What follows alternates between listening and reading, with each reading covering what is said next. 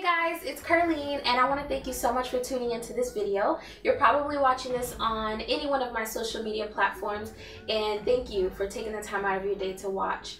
So if you're a follower of some of the things that I do, whether it's on the music side or the fashion side, you'll probably have noticed that I've been a little inactive over the past year. And that's because so much has happened in my personal life.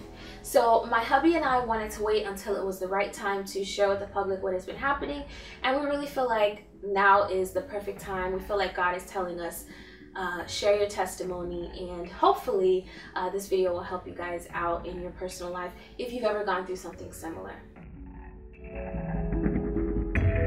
So in July of 2012, we found out some very, very exciting news. We were pregnant for the first time, and it was, I mean, you cannot imagine how excited we were.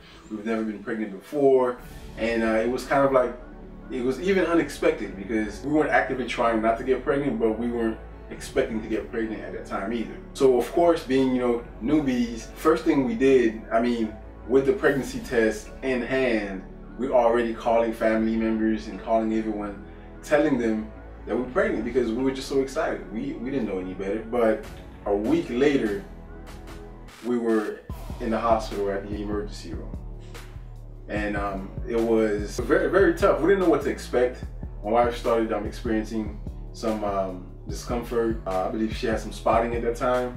And we just decided to go to the emergency room because it didn't feel right. She was just having some severe pain. We got treated. She got seen by the doctor, and everything appeared to be fine. We even had an ultrasound, and everything appeared to be fine. And we were sent home. They gave her some, I believe, some pain medication for the pain, and we were sent home. 2 nights later, basically, the most unfortunate thing that I think that could ever happen to anyone, a pregnant woman, basically happened to us.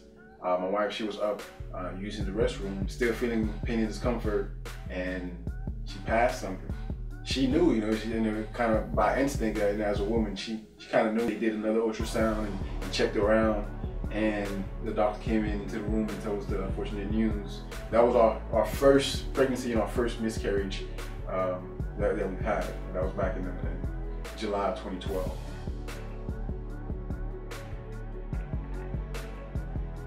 It took us a couple years before we actually were able to conceive again, and in April 2014 we took a couple pregnancy tests and we found out that we were pregnant yet again, and we were really, really excited. This time we waited until the 2nd trimester before we shared with anybody because I mean, we just totally never expected miscarriage to be a part of our story as a married couple. I was experiencing the pregnancy like normal. Everything was great up until 19 weeks. And at 19 weeks, I started to feel a lot of pressure and just a lot of pain every time I stood up to do anything. And so I ended up calling the doctor, and I went in, and initially they saw me in the morning, and I told them my symptoms. They ran a couple tests. They told us to come back in the afternoon to get an ultrasound. So that's what we did. We're in the ultrasound room, Joe and I, and the ultrasound tech, she puts the jelly on my belly, and she gets her probe and she starts to go over my belly, and then she says, "Your cervix is open." And we both kind of looked like, "What? My cervix is open?" And she said, "Yeah." She said, "Oh, but they can do all kind of things to close it up, and you'll be fine." But she said, "Let's go ahead and do a transvaginal," which is a step up from over the belly.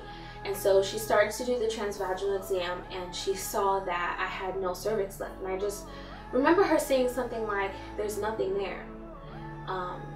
And so she said, "Let me go talk to the doctor." And she said, "They can do all kind of stuff to close your cervix." And so she left the room, and I started to put my clothes back on, and I was telling Joe, like, what is going on? I'm about to break down because I did not want to be going through anything like this again. So they moved me from that room to a waiting room for the doctor. And the doctor came in, and she came in with 2 techs, and they looked really serious. I mean, their faces were borderline like morose. She started telling me how I was 3 centimeters dilated and fully effaced, and there was a possibility that, you know, the baby wouldn't survive.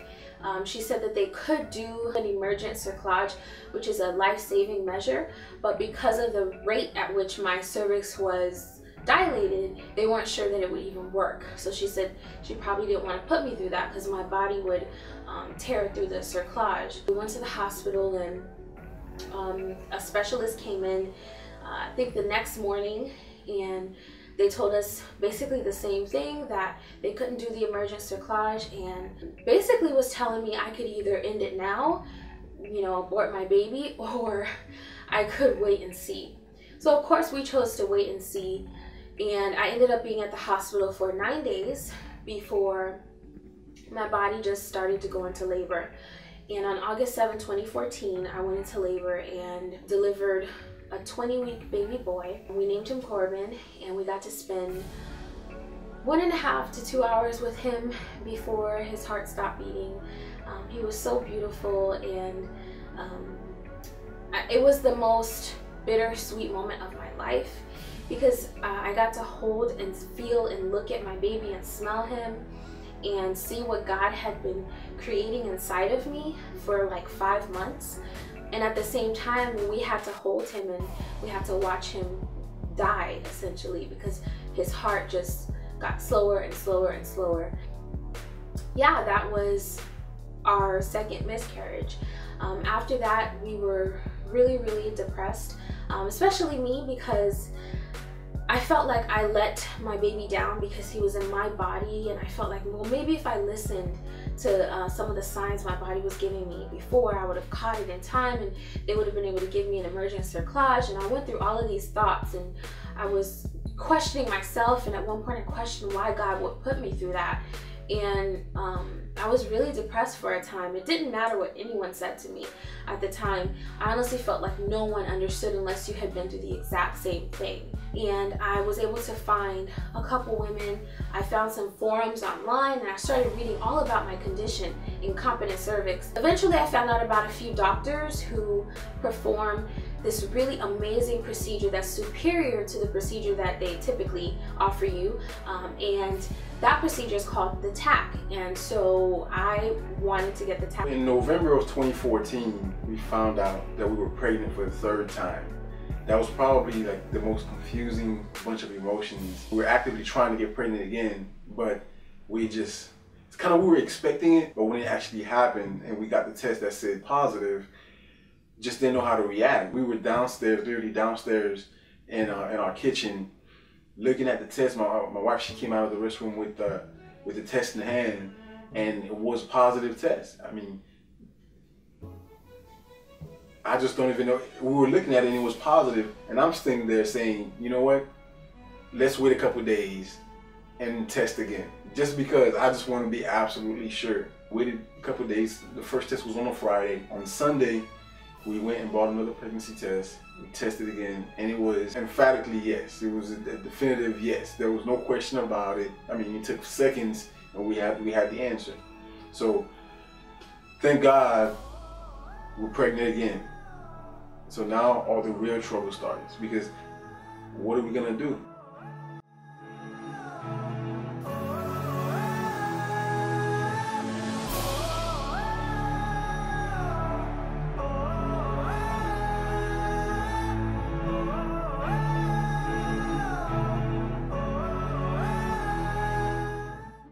We had found out we were pregnant with baby number 3, and the clock was ticking. So immediately we began researching a few doctors that could perform the TAC procedure. We had our hearts set on the TAC procedure because obviously that was the most effective one that would guarantee us that we wouldn't have a premature baby, and also that I wouldn't have to be on bed rest the entire pregnancy. Whereas the traditional procedure, both of those things were going to be true and a reality for me. So we went with the TAC. I started calling doctors, started working with my insurance company to see which doctor I would get approved to go see. Long story, and I mean really long story short, our insurance company approved us to go see Dr. Davis in Tennessee. And when I spoke to him, he had scheduled it for December 19th. And so we got approved for our procedure a week before we had to leave Florida and go to Tennessee. Eventually we left, we got everything ready and we left for the procedure. We spent 4 days in Tennessee and I had an abdominal surgery on December 19th. The tack was placed, and basically the tack is a band that pretty much closes up your cervix, and one of the doctors says that it gives you a bionic cervix. So God lined everything up. The trip was so smooth, the experience was so smooth, and although I had a lot of fear about surgery because I had never had surgery before, God gave me the courage of Joshua and I made it through. When I woke up, I couldn't believe I had woken up and it was over, and my baby now had the best shot at a full-term pregnancy. So we're pregnant again. We are in the 3rd trimester of our pregnancy.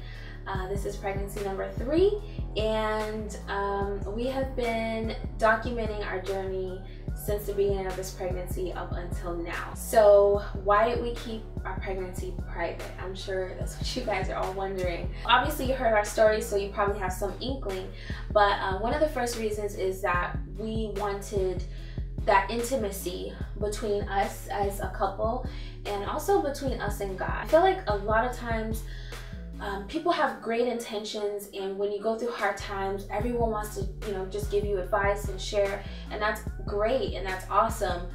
But sometimes there can be so much noise that you can't hear from God. What I was asking myself after I lost my baby for a 2nd time was, oh my gosh, like what is it do I need to see? And so I began to search. I began to spend time with God, spend time in my word, and he began to show me that I need to satisfy you, and you need to not be so busy doing for me that you miss me.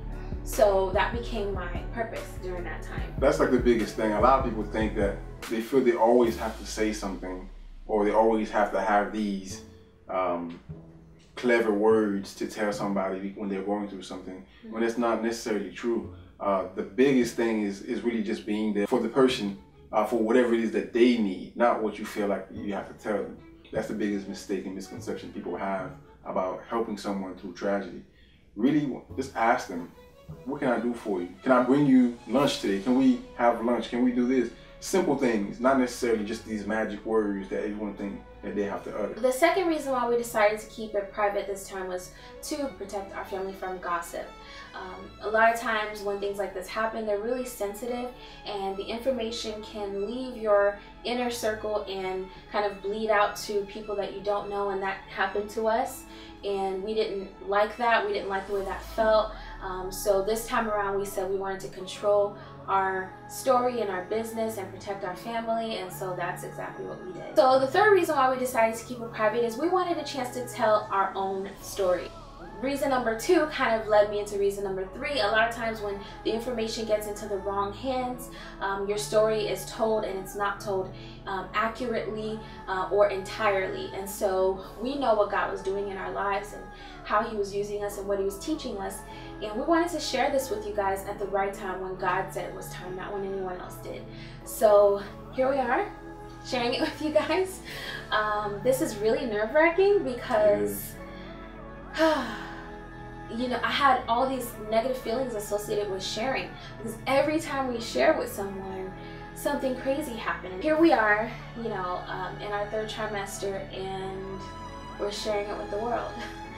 Huge leap of faith, hoping that if you have ever gone through miscarriage, or if you've ever gone through something similar, that this video will encourage you, or even if you're going through a hard time just as a young married couple, that our story will encourage you. The whole point of this video really is it's not really like an announcement, baby announcement video, because I know a lot of people on Facebook or YouTube, they do that, but this is really just to encourage somebody else out there, because prior to us going through this situation, you know, a couple times, I've never even heard of it, honestly. As a guy, you know, so detached from the whole idea of childbearing and childbirth, never heard of it. Never knew that was even a situation that people dealt with.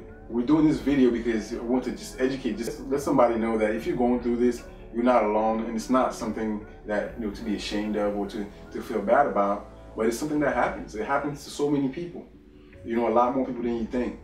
And the key thing that we learned from all this is basically that God has to be our center of gravity, you know, in everything that we do in our lives. And that's the only way we were able to make it through our last 2 miscarriages, being blessed with another pregnancy, a third pregnancy. And everything was done in a way that we can't take the credit for it.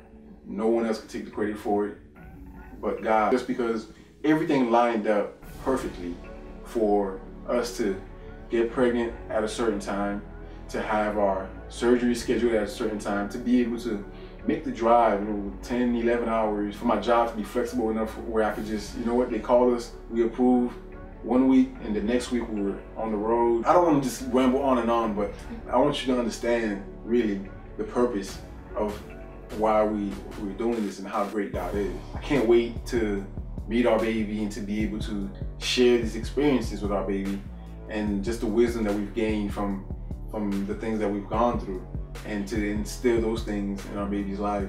That way their life could be better off because of it.